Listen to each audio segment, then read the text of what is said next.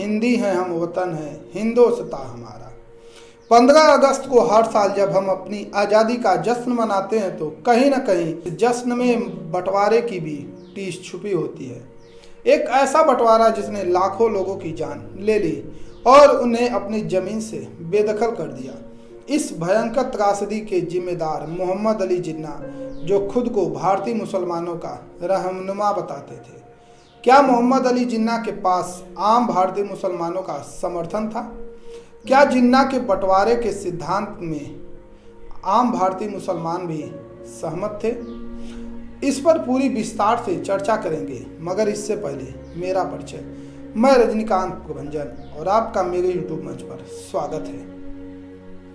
15 अगस्त 1947 को जब अंग्रेजी हुकूमत से भारत आज़ाद हुआ तो उसके दो टुकड़े हुए थे। भारत के विभाजन की यह कहानी इतनी दर्दनाक है कि जब भी भारत की आज़ादी का जश्न मनाया जाता है तो लोगों के जहन में विभाजन का भी दर्द उभर आता है। भारत का विभाजन धर्म के आधार पर हुआ था और उस वक्त मुसलमानों के नेता माने जा रहे मोहम्मद अली जिन्ना ने यह कहा था कि हिंदू और मुसलमान दोनों अलग अलग पहचान हैं और ये एक साथ नहीं रह सकते। मोहम्मद अली जिन्ना भारत में मुसलमानों के नेता माने जाते थे।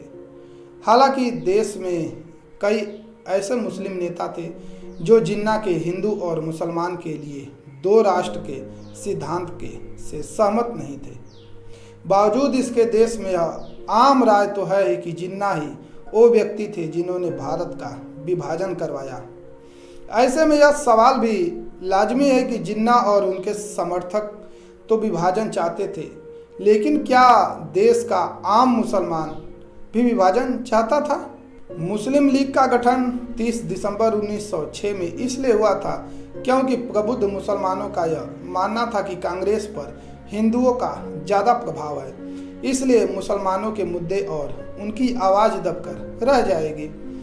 स्थापना के वक्त मुस्लिम लीग का उद्देश्य भारत के स्वतंत्रता आंदोलन में शामिल होना नहीं था, बल्कि वे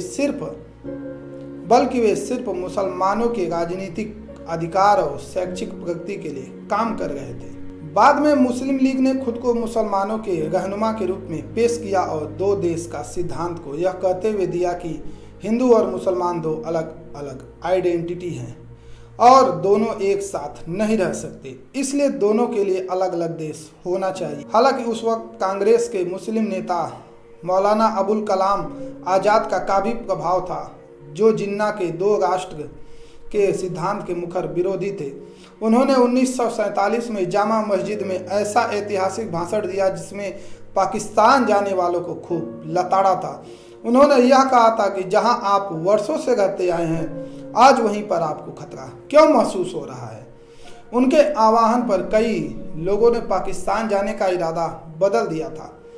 इससे यह बात तो साफ है कि भारत में एक तबका ऐसा भी था जो विभाजन नहीं चाहता था और वह तबका मुस्लिम लीग को अपना रहनुमा भी नहीं मानता था।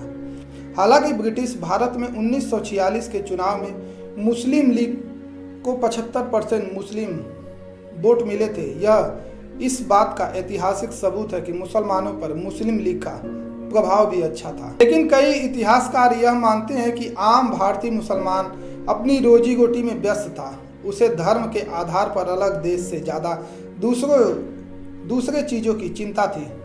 वरिष्ठ पत्रकार और लेखक और राजनेता एमजे अकबर का कहना है कि 1946 में जो वोटिंग हुई थी उसमें वोटिंग राइट्स यानी वोट देने का अधिकार सिर्फ 9% लोगों को प्राप्त था। उस वक्त सेपरेट इलेक्टोरेट अलग निर्वाचक मंडल की व्यवस्था थी। अलग निर्वाचक मंडल में यह होता था कि मुसलमान प्रत्याशी को सिर्फ मुसलमान ही वोट करेंगे।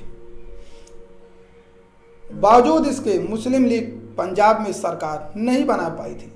ऐसे में यह कहना कि मुस्लिम लीग को सभी मुसलमानों का समर्थन प्राप्त था, यह भी गलत साबित होता है। सिर्फ 9% लोगों के समर्थन को पूरे मुसलमानों का समर्थन नहीं माना जा सकता है।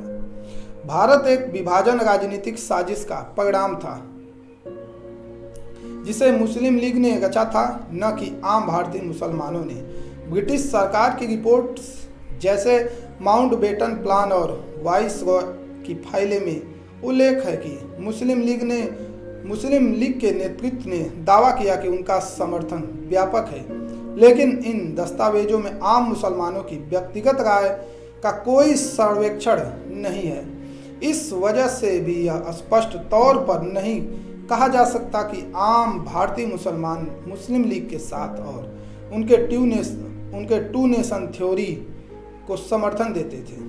आज़ादी से पहले उच्च वर्ग के लोगों को वोटिंग करने का अधिकार था।